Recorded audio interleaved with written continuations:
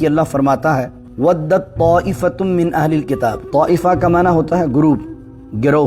وَدَّتْ طَائِفَةٌ مِّنْ أَهْلِ الْكِتَابِ، اور اہل کتاب میں سے ایک گروہ شدید یہ چاہتا ہے کہ لَوْ يُضِلُّونَكُمْ، کہ ایمان والوں کو گمراہ کر دیں، وَمَا يُضِلُّونَ إِلَّا أَنفُسَهُمْ وَمَا يَشْعُرُونَ، اور اللہ کہتا ہے وہ گمراہ نہیں کرتے مگر اپنے آپ کو، اور اس بات کا انہیں شعور بھی نہیں ہے۔ یعنی اہل کتاب میں سے اسپیشلی یہودی یا عیسائی وہ ایکسٹریمسٹ لوگ وہ چاہتے ہیں کہ ایمان والوں پر اسلام کے معاملات کو مشتبہ کر دیں، شک میں ڈال دیں تاکہ وہ گمراہ ہو جائیں۔ پھر اللہ رب العزت آیت اہل کتاب سے دو شکوے کرتا ہے، فرماتا ہے یا اہل الکتاب، اے اہل کتاب لم تکفرون بآیات اللہ، تم اللہ کی آیتوں کا انکار کیوں کرتے ہو، وانتم تشہدون، حالانکہ تم اس پر گواہ ہو۔ اس سے مراد یہ کہ تم نے بائبل میں پڑھا ہے، اولڈ ٹیسٹمنٹ میں، نیو ٹیسٹمنٹ میں، یہودیوں نے جو ہے وہ زبور کو پڑھا ہے، اس کے علاوہ توریت کو پڑھا ہے، عیسائیوں نے انجیل کو پڑھا ہے۔ اس میں تم دیکھتے ہو کہ واضح نشانیاں حضور جان عالم صلی اللہ علیہ وآلہ وسلم کی ملتی ہیں۔ تو اس بات کو جانتے ہوئے کہ حضور یہ سچے نبی ہیں، تم اپنی ہر درمی میں اور زدم زدہ میں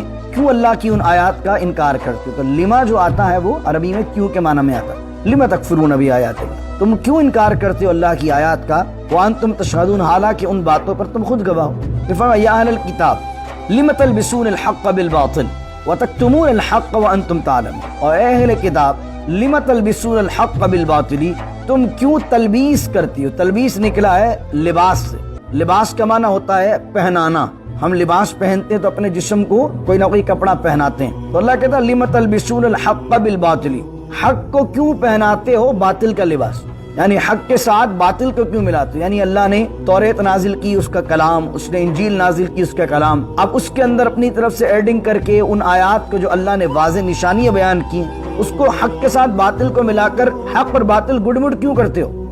اللہ فرماتا ہے وَتَكْتُمُونَ الْحَقَّ، اور یہ صرف ایسا نہیں ان انٹینشنلی کرتے ہو، بلکہ تمہاری نیت باطل کو ملانے کی اس لیے ہوتی ہے وَتَكْتُمُونَ الْحَقَّ، تاکہ تم حق کو چھپاؤ، وَأَنْتُمْ تَعْلَمُونَ، اور یہ تم ایسا نہیں ہے کہ انوائنگلی کر رہے ہو، یہ تم نوئنگلی کر رہے ہو، یہ تم جو ہے وہ جان بوجھتے ہوئے کر رہے ہو، تمہیں معلوم ہے، لیکن ضد کیا ہے کہ اگر ہم نے حضور کو نبی مان لیا تو ایک تو بنو اسماعیل کی فضیلت بیان ہو جائے گی، اور دوسری چیز کیا ہوگی کہ ہماری جو اجارہ داری ہے وہ ختم ہو جائے گی۔ امری وحلل عقدۃ من لسانی یفقهوا قولی، اللهم صل علی سیدنا و مولانا محمد معدن الجود والکرم وآلہ وصحبہ وبارک وسلم۔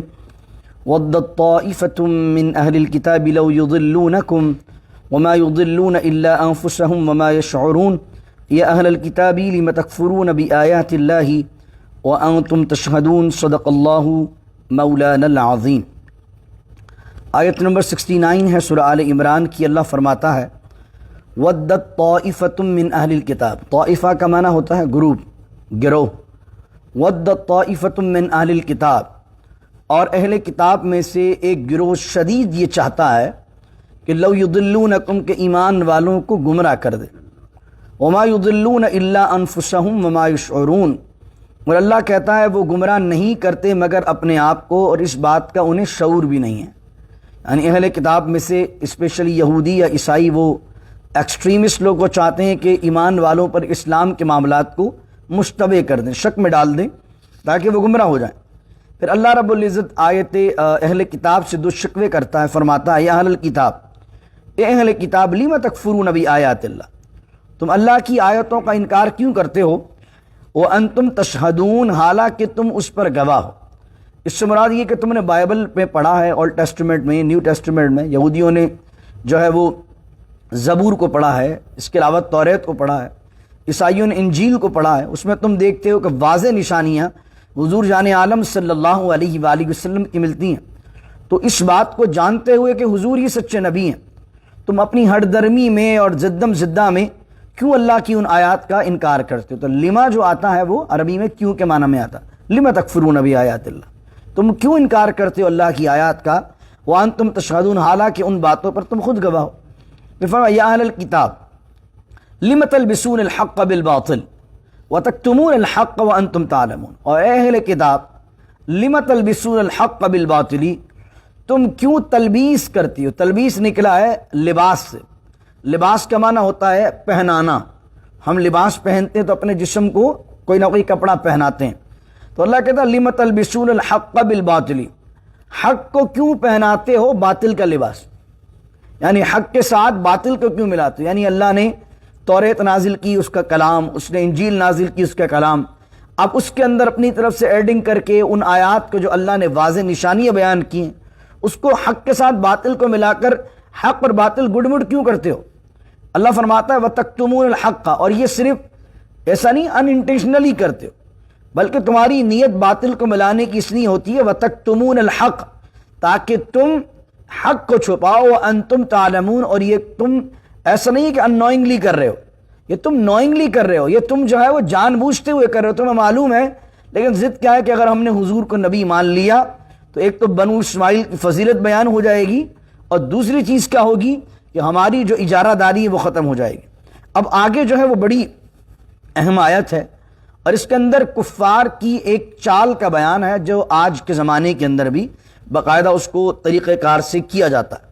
اللہ کہتا ہے وقالت طائفۃ من اہل الکتاب، اور اہل کتاب میں سے ایک گروہ ہے، سارے اہل کتاب نہیں۔ دیکھیں دین کتنا انصاف پسند ہے، اگر کوئی مخالف گروہ ہے اس کے اندر سب ایسا نہیں کرتے، تھوڑے لوگ ایسا کرتے ہیں، تو قرآن یہ نہیں کہتا وہ سب ایسے ہیں، قرآن میں جو کر رہا ہوتا ہے اس کو بیان کرتے بس وہ کر رہا ہے۔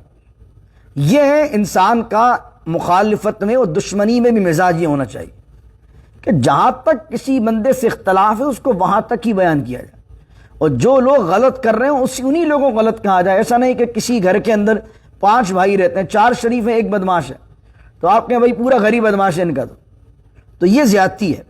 تو اب قرآن کریم کتنا انصاف پسند ہے، وہ چالیں چل رہے ہیں اسلام کے خلاف، مسلمانوں کو نقصان دے رہے ہیں، لیکن جب قرآن کریم ان کے معاملات کو بیان کرتا ہے تو جو چیزیں سازش میں شامل نہیں ہیں ان کو بیان نہیں کرتا، بلکہ کہہ رہا وقالت طائفۃ من اہل الکتاب، اور اہل کتاب میں سے ایک گروہ ہے، وہ کیا کہتا ہے؟ یہ 8 علماء کا ان کا گروہ تھا، انہوں نے ایک میٹنگ بلائی اور جمع کر کے لوگوں کو کہا وقالت طائفۃ من اہل الکتاب، جب اہل کتاب میں سے ایک گروہ نے کہا آمنوا بالذی انزل علی الذین آمنوا وجہ النہار، ہم ایمان لے آتے ہیں اس چیز پر جس پر ایمان والے ایمان لائے، مسلمان ایمان لائے، وجہ النہاری، دن کے شروع میں، وَاکْفُرُوا آخرہ، اور کفر کر دیں گے دن کے آخر میں۔ اب یہ بڑی چال ہے، اور اس سے لوگوں کے ایمان متزلزل ہو سکتے تھے۔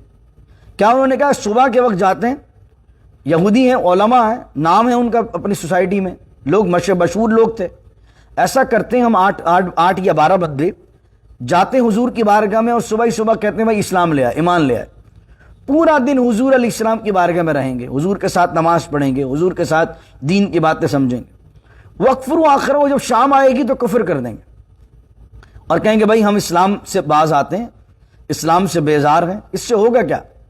لعلہم یرجعون، وہ کہنے لگے شاید کہ ایمان والے پلٹ آئیں کفر کی طرف۔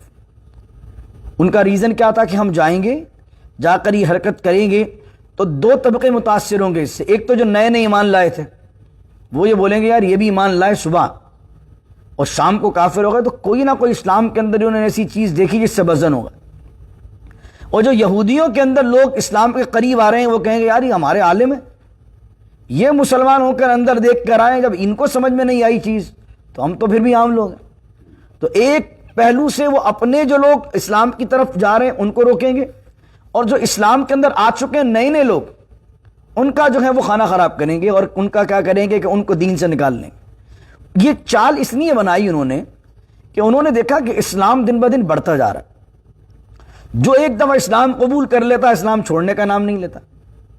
مکے کی تپتی ریت پر کہتے تھے یہ بلال عشق نبی کی مجھ کو سزا بار بار دو۔ حضرت بلال کو دیکھ لیں، حضرت صہیب کو دیکھ لیں، یہ بڑے بڑے صحابہ کرام رضوان اللہ علیہم اجمعین ہیں، ان پر ظلم و ستم کے پہاڑ توڑے جاتے اور کہا جاتا کہ نہیں گواہی دے دو کہ ہم کفر کو اختیار کرتے ہیں، اسلام کو چھوڑ دو، لیکن پھر بھی حضرت بلال حبشی رضی اللہ عنہ احد احد کی صدائیں بلند کر رہے ہوتے۔ تو یہ یہودی پریشان ہو گئے کہ اگر اس طرح رہا تو لوگ تو ان لوگوں کے ایمان کو دیکھ کر اسلام میں داخل ہو جائیں گے، کہ کوئی بندہ اگر اندر آ جاتا ہے واپس نہیں آتا پھر اسلام چھوڑ کر۔ یہی بات تو پوچھی تھی ہرقل نے حضرت سفیان سے، جب حضرت سفیان اسلام نہیں لائے تھے، کہا کہ ان لوگوں میں ابتدا میں اسلام لانے والوں میں غریب ہیں یا امیر ہیں؟ تو کہا ہمارے غریب لوگ ابھی اسلام لے کر آئے۔ تو اگلی بات اس نے پوچھی تو کیا کوئی اسلام کے دامن میں جاتا ہے تو کوئی واپس پلٹ کے آتا ہے کہ نہیں آتا؟ کہ نہیں، جو ایک دفعہ دامن میں چلا جاتا ہے پھر واپس نہیں آتا.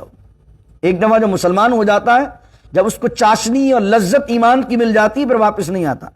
اس کے اندر ایک کیا پہلو تھا کہ غریب آدمی کو خریدنا بڑا آسان ہوتا. تو اگر غریب ان کے ساتھ گئے تھے تو تم لوگ تو مالدار ہو، تم ان غریبوں کو پیسوں کی آفر بھی تم نے کی ہوگی اسلام چھوڑ دو، ظلم و ستم بھی کیے ہوں گے اسلام چھوڑ دو، لیکن انہوں نے نہیں چھوڑا. اس کا مقصد یہ کہ یہ دین سچا ہے.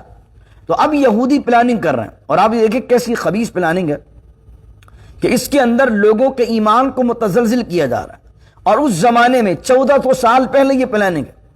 ابھی مجھے کچھ عرصے پہلے الطاف بھائی بتا رہے تھے کہ ایک گروپ ہے امریکہ میں کہ جہاں پر 400-500 لوگوں کو جمع کیا جاتا ہے اور وہ لوگ پھر اپنے انٹرویو دیتے ہیں کہ بھائی ہم اسلام سے باز آئے، اور پورا باقاعدہ مہم چلائی جاتی ہے، سیڈیز بنائی جاتی ہیں اس لیے تاکہ وہ کہیں کہ ہم اسلام لے کر تو آئے تھے لیکن 1 مہینہ 2 مہینے رہے، یا بچپن ہمارا اسلام میں گزرا اس کے بعد ہم پھر گئے. یہ پروموٹ کیا جاتا ہے اس لیے تاکہ جو بندہ ایمان کے معاملے میں متزلزل ہے اس کے ذہن میں اسلام مشکوک ہو جائے. تو یہ کوئی آج کی چیز نہیں ہے، یہ آلریڈی ہو چکی. لعلہم یرجعون، فرمایا تاکہ وہ پلٹ آئیں. اسی لیے اسلام نے کیا کیا، جو قتل مرتد کی سزا ہے اسلام میں، مرتد کو جو سزا دی جائے گی کیوں دی جاتی؟ اس وجہ سے اسلام بھائی لے کر نہیں آؤ اگر اطمینان نہیں ہے. اسلام کیا کہتا ہے؟ لا اکراہ فی الدین قد تبین الرشد من الغی، دین میں کوئی جبر نہیں ہے. آپ اسلام لا کر نہیں آنا چاہتے، آپ کو اسلام سمجھ میں نہیں آتا، نہیں لاؤ.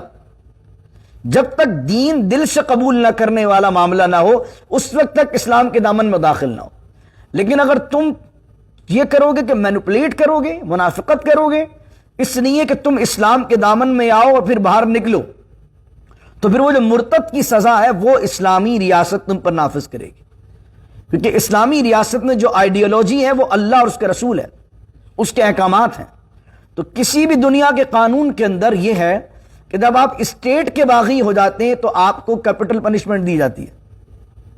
کسی بھی ملک میں جتنے بھی آج یہ ہر جو ہیومن رائٹس کے دعوے دار بنتے ہیں، ان تمام ممالک میں باغی جو ہے، جو ریاست کا اسٹیٹ کا باغی ہے، باغی کو تو جو ہے کیپٹل پنشمنٹ دی جائے گی. تو اب اسلامی ریاست میں جب ہم مرتد کی بات کرتے ہیں تو مرتد جو ہے وہ اسٹیٹ کا اس طرح باغی ہے کہ اسلامی ریاست میں جو قانون ہے وہ اسلامی قانون ہے، وہ اسلام کی بات ہے. تو جو اسلام کا باغی ہے تو مطلب وہ اسلامی ریاست کا باغی ہے. جو اسلامی ریاست کا باغی ہے تو اسلامی ریاست اسے کیپٹل پنشمنٹ دے گی. اور وہ مرتد کی سزا کس چیز کو روکے گی؟ وہ یہ روکے گی یہ عمل جو یہودی کرنا چاہ رہے تھے. جب لوگوں کو پتا ہوگا کہ بھئی اسلامی ریاست ہے، اس میں اگر ہم اسلام لائے اور شام کو پھر گئے، تو جب اسلام نہیں لائے تھے تو اسلامی ریاست ہمیں کچھ نہیں کہہ رہی تھی، لیکن اسلام میں داخل ہو کر اب جب باہر جائیں گے تو اسلامی ریاست چھوڑے گی بھی نہیں.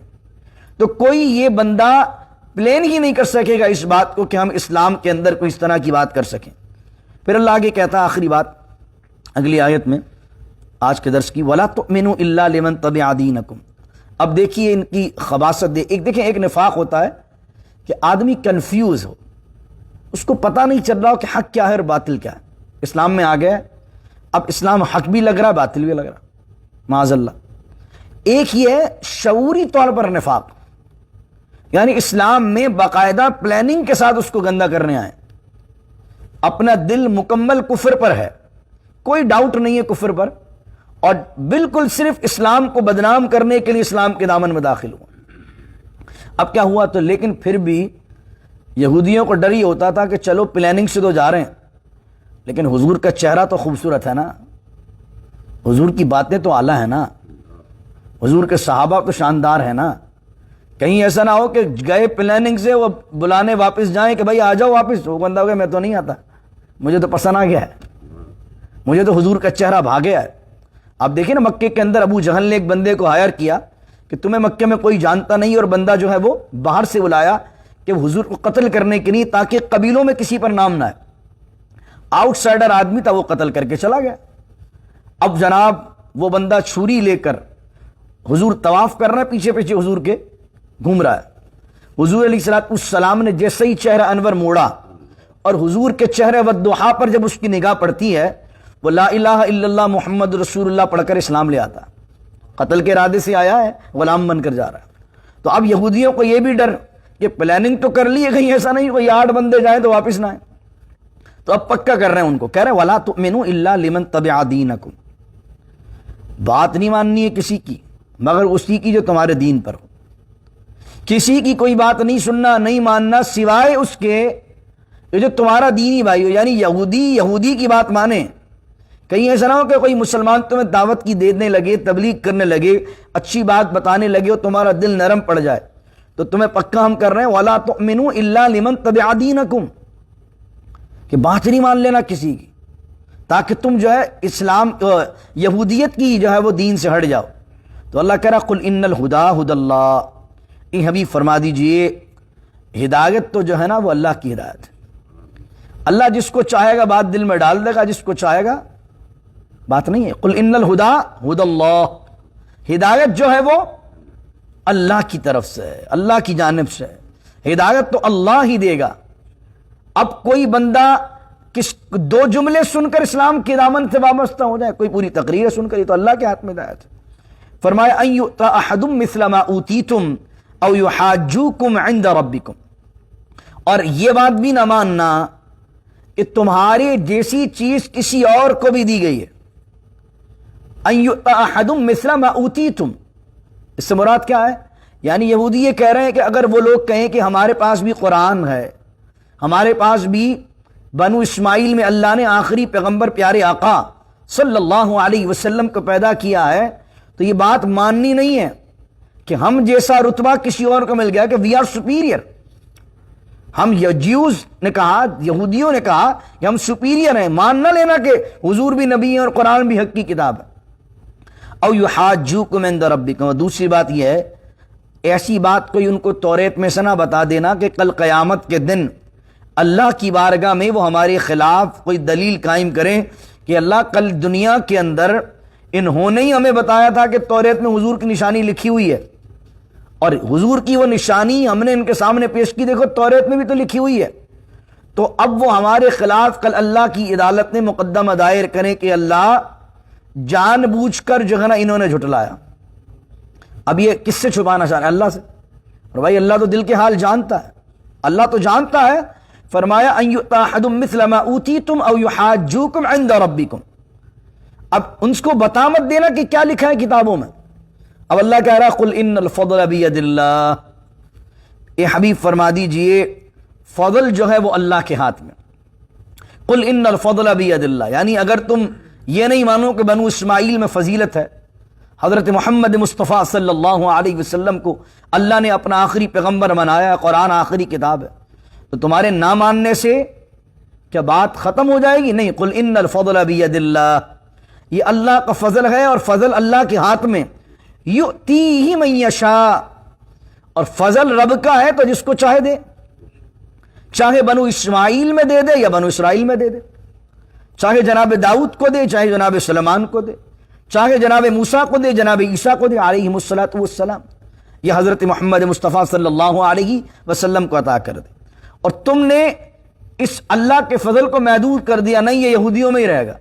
اللہ کہہ رہا واللہ واسع علیم، اللہ وسعت والا ہے، واسع ہے، علیم ہے، یعنی اس کی رحمت میں بہت وسعت ہے، وہ ایسا نہیں لمیٹڈ طور پر رحمت دیتا ہے، اس کا فضل ہے جسے چاہے گا دے گا، اور علیم ہے، یہ بھی جانتا ہے کس کو دینا ہے، ایسا نہیں کہ حضور کو دے دیا تو اتفاقاً مل گیا، نہیں، جانتا ہے کس کو محبوب بنانا۔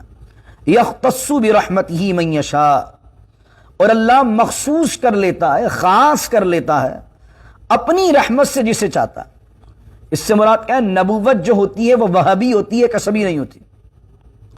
نبوت جو پروفیٹ ہوڈ جو ہے از اے وہابی تھنگ، ناٹ اے کسبی تھنگ۔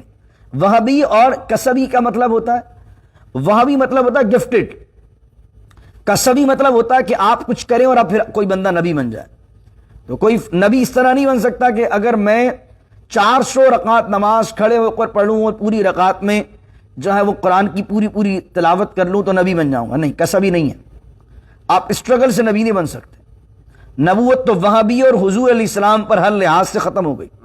حضور علیہ السلام آخری نبی ہیں، ہر لحاظ سے نبوت کا معاملہ حضور علیہ السلام پر تمام ہو گیا، کمال ہو گیا۔ اللہ اکبر۔ یختص برحمتہ من یشاء، اور پھر اللہ کس کو بناتا ہے یہ اللہ کے علم میں پہلے ہی ہے، نبی بنانا کس کو ہے۔ ایسا نہیں ہے کہ دنیا میں کوئی آیا، اس نے ایفرٹ کی، اس نے اچھے اعمال کیے، اللہ نے کہا بھائی اس نے بہت اچھے نیک عمل کر لیے، اس کو اب نبی بناؤ۔ اللہ کے علم میں شروع سے ہے کہ نبی بنانا کس کو، یختص برحمتہ من یشاء۔ جب اس کے علم میں ہے کہ نبی کس کو بنانا ہے اور وہ خاص کر لیتا ہے، تو جس کو نبی بنا کر بھیجتا ہے اس میں عام انسان کے مقابلے میں کمالات بھی زیادہ رکھ دیتا ہے۔ عام انسان صرف آبزرویشن کی بیس پر جو چیزیں دکھ رہی ہیں حواس کے ذریعے، 5 سینسز کے ذریعے اسے دیکھ سکتا ہے، لیکن اللہ جس کو نبی بناتا ہے اس کے کانوں میں وہ سماعت رکھتا ہے کہ وہ وحی کی آواز کو سن لیتا ہے، اس کی آنکھوں میں وہ بصارت رکھتا ہے کہ وہ جبرائیل کو دیکھ لیتا، اس کی آنکھوں میں وہ بصارت رکھتا ہے کہ جنات سے کلام کر لیتا ہے۔ ایک عام انسان تو نہیں کر سکتا نا۔ اب نبی کیسے کر لیتا؟ حالانکہ نبی آتا تو بشر میں ہی ہے، لیکن بشر ہونے کے باوجود وہ ہم جیسے نہیں ہوتے۔ یختص برحمتہ من یشاء، اللہ نے اپنی رحمت سے انہیں خاص کر لیا ہوتا ہے۔ جب اللہ خاص انہیں کر لیتا ہے تو ایسے کمالات عطا کرتا ہے کہ جو عام انسان نہیں کر سکتے وہ نبی کر لیتے ہیں۔ پھر فرمایا واللہ ذو الفضل العظیم، اور اللہ تعالیٰ فضل والا ہے، عظمت والا ہے، شان والا ہے، برکت والا ہے۔ واللہ ذو الفضل العظیم، یعنی رحمت سے خاص کر لیتا ہے اور پھر عظمت کے ساتھ ان پر فضل فرماتا ہے۔ دعا کیجیے اللہ رب العزت سے کہ اللہ تعالیٰ حضور جان عالم صلی اللہ علیہ وسلم کی کمال محبت ہمیں عطا فرمائے۔ بسم اللہ الرحمن الرحیم، الحمدللہ رب العالمین، والصلاة والسلام علی اشرف الانبیاء والمرسلین، ربنا اتمم لنا نورنا واغفر لنا انك على كل شيء قدير، اللهم اكفني بحلالك عن حرامك واغنني بفضلك عمن سواك، واحفظني بما حفظت به الذكر، وانصرني بما نصرت به الرسل، انك على كل شيء قدير، ربنا هب لنا من ازواجنا وذرياتنا قرة اعين واجعلنا للمتقين اماما، اللهم اعني على ذكرك وشكرك وحسن عبادتك يا ارحم الراحمين، ان الله ملائكته يصلون على النبي يا أيها الذين آمنوا صلوا عليه وسلموا تسليما، اللهم صل وسلم وبارك على سيدنا ومولانا محمد معدن الجود والكرم وآله وصحبه وبارك وسلم، سبحان ربك رب العزة عما يصفون والسلام على المرسلين الحمد لله رب العالمين، لا إله إلا الله محمد رسول